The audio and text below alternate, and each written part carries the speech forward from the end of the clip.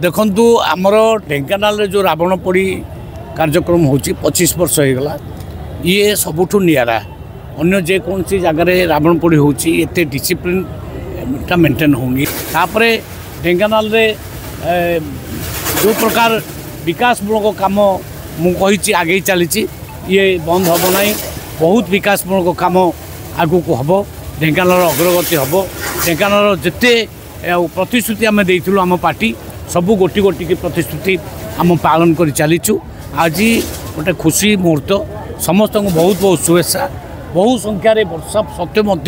माँ भूणी मैंने आसछंती छोट पिला माने आसछंती समस्त को बहुत बहुत धन्यवाद। ढेंकानाल अग्रणी समाजसेवी एवं सांस्कृतिक संगठन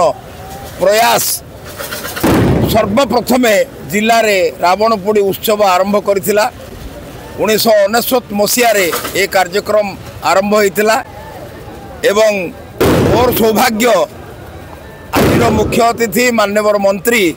मते ही अग्नि संयोग करने सुजोग देले प्राक्तन राज्यपाल विश्वभूषण अभिनंदन एवं शिक्षा मंत्री धर्मेंद्र प्रधान आमर नेता मनमोहन सामल बहु नेता ओडिशार बहुत नेता माने यही कार्यक्रम रे मुख्य अतिथि होती ये कार्यक्रम सारा